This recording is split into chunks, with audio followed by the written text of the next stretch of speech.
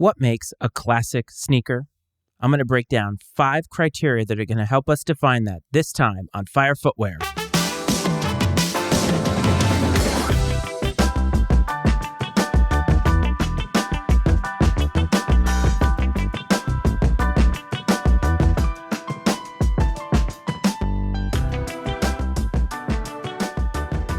Welcome back to Fire Footwear, everybody. As always, this is your host, Matt Frates, and I hope that this finds you well. We have had a little bit of a surge in terms of subscribership on the YouTube channel.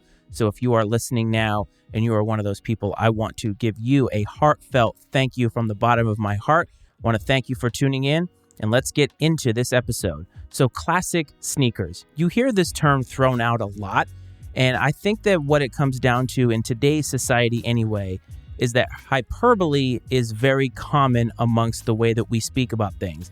If you couple that with recency bias, especially when it comes to sneakers, you find that whenever this new release comes out, whenever there is a new collab that comes out, we tend to give it higher praise than it actually deserves. And I'm talking about compared to the entire pantheon of sneakers. For instance, we talked about the new Travis Scott silhouette last week.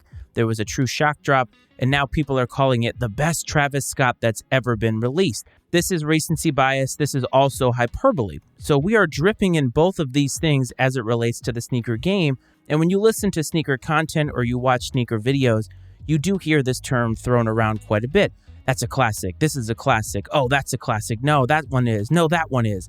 And I think what we have come to in terms of a way to define this is that I don't think that anybody really knows what that is.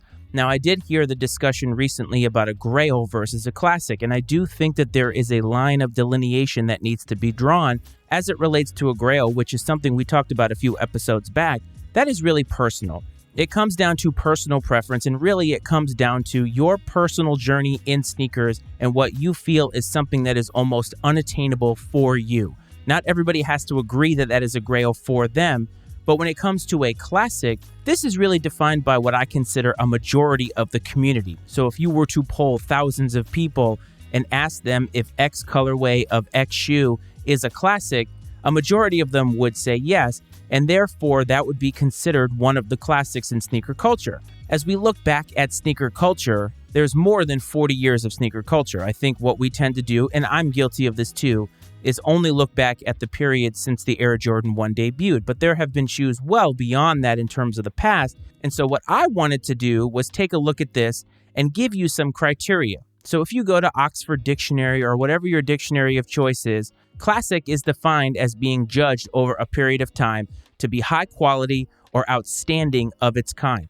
And I think that that's important as we look at this criteria, because when I look at a classic, I tend to look at it a little bit differently than I think a lot of people do, because while something in the moment may draw my attention or may be something that I think is amazing now, the question of it standing the test of time, I think, needs to be discussed. So let's get into this criteria. So there are 5, as I mentioned, and the first one is age. What do I mean?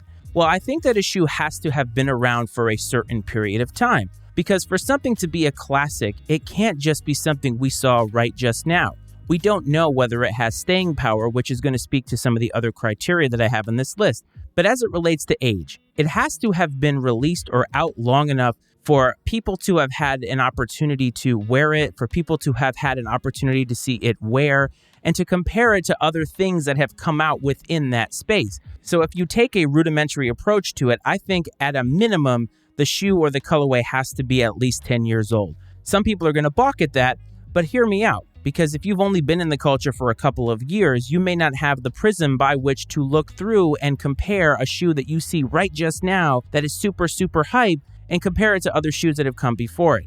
For people that have been in the culture at least 10 years, if not longer, preferably for me, it would be 15 years. I think that they're able to better judge this. And I think that age is a critical element to this. So for me, 10 to 15 years at a minimum, a shoe has had to have been out. That's 2014. That's not really that long ago, or at least it doesn't feel that long ago, and that's even 2009. There have been a lot of shoes that have come out since then, so we still have a lot by which we can judge what a classic is. Moving on to the next criteria, hype.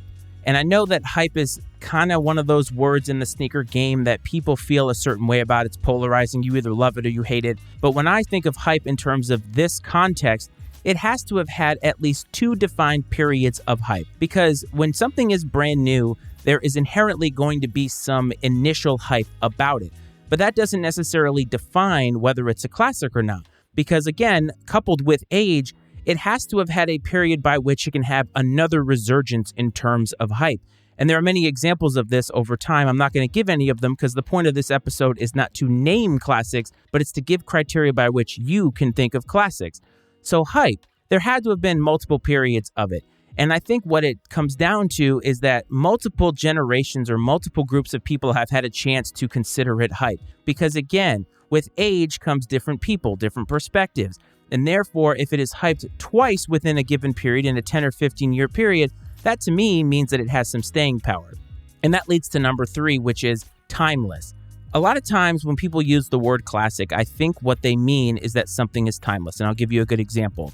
My wife has a very specific style of dressing, at least she did when I met her. Now, we are married with kids, so that's a little bit different. Sometimes we're just trying to survive, and all you parents out there, I'm sure, can commiserate with that. But when I met her, she had a very specific look. She shopped at very specific stores, and I couldn't quite put my finger on what that was. And one day I asked her best friend how she would describe my wife's dressing, and she said she has a very classic look. And when I thought about it, it's a look that is timeless. It means that if you go back into the decades, it has stood the test of time. People were dressing like that 50 years ago, and today it has been updated to looking even better, if not just as good as when they first were wearing it. And it has had different timestamps over the past decades to which it has been considered timeless. And that means for shoes, it has continued to be sold across multiple generations. I do believe that multiple generations having been a part of this is very important because, again, with multiple generations comes different perspectives, different financial situations. The sneaker game continues to evolve. And so if it has a timeless feel to it, that means that multiple generations are going to have signed off on it. And that doesn't mean it has to be hype. It just means that it has to be continued to be sold. And even in the 40 years since Jordan Brand has been doing its thing, Nike has a lot of silhouettes that we can point to and say that's a classic and timeless silhouette because it's still being worn today and has been sold over the past 40 years. Another criteria that I think is important, and I think that it's not one of those that's intuitive, but as I was thinking about this, it really made a lot of sense. Has the shoe been imitated or faked? And those are 2 different things. So when I think of imitated, I think of something like this.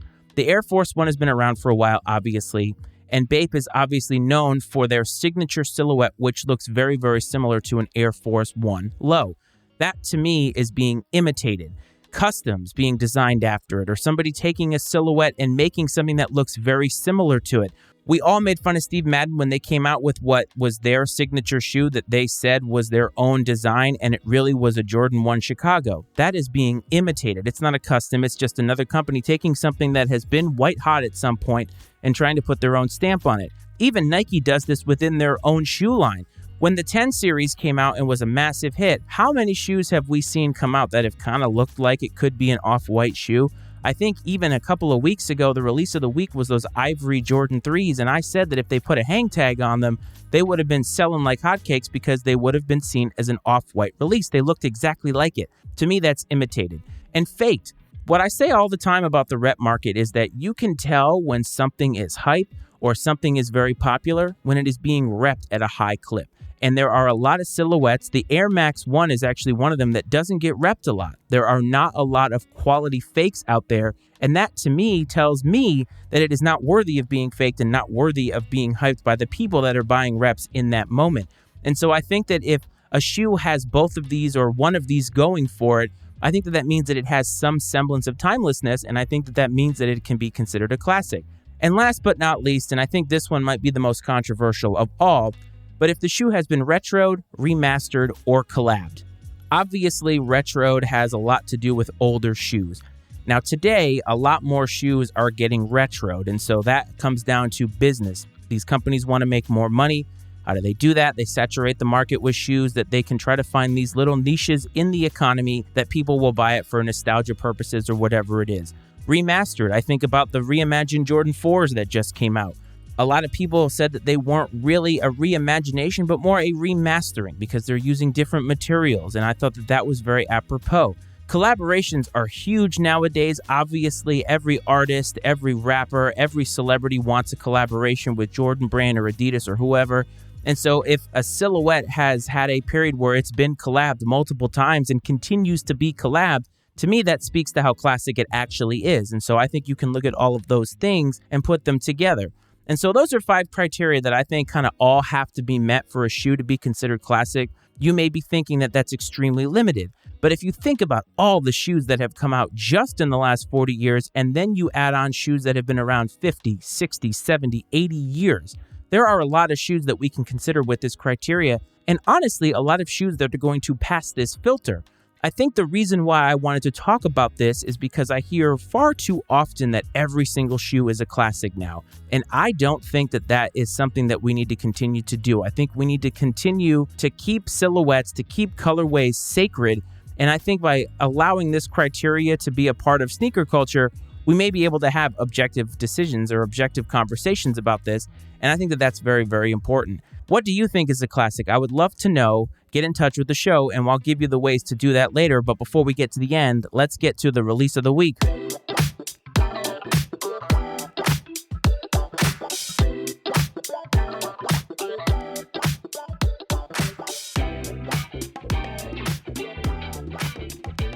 Release of the week.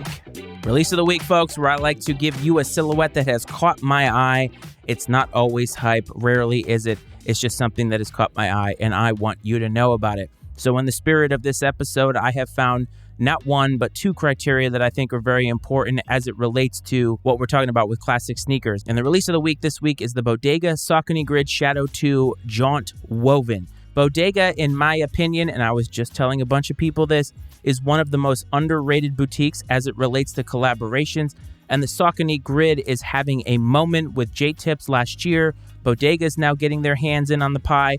We are going to see more and more collaborations with the Saucony Grid Shadow 2, and I think that that's why it's worthy of your attention here. It releases on February 23rd for $140. There are a lot of different materials on it. It's a very, very mute colorway, but I think it is worthy of your attention because I think that it is a very classic-looking sneaker, and I think 10 or 15 years from now, we are going to be talking about this as one of the classics of all time. So what do you think about classic shoes? And what are your criteria for how you define classic shoes? Get in touch with the show. @FireFootwearPod on Instagram is the handle to do that. Find the show on TikTok @FireFootwearPod. On Facebook, Fire Footwear, a sneaker podcast is what you would search. If you're listening in audio and you want to watch on YouTube, search Fire Footwear, a sneaker podcast on YouTube. Don't forget to hit like and subscribe. We are very close to that 1,000 subscriber mark. So thank you to everybody for that. And of course, support the Matty Ice Media Network, mattyIcemedia.com for all the other podcasts that we have, including Iceman and Coach and Political Football. I hope this finds everybody well. I hope this finds everybody safe.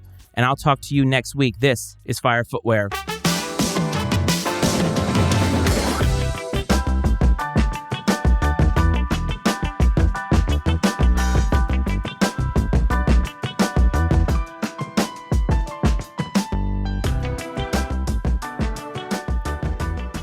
The opinions and viewpoints expressed on Fire Footwear are those of Matt Frates and his guests, and not necessarily those of the Matty Ice Media Network. Fire Footwear is exclusively owned by Matt Frates and is brought to you by the Matty Ice Media Network.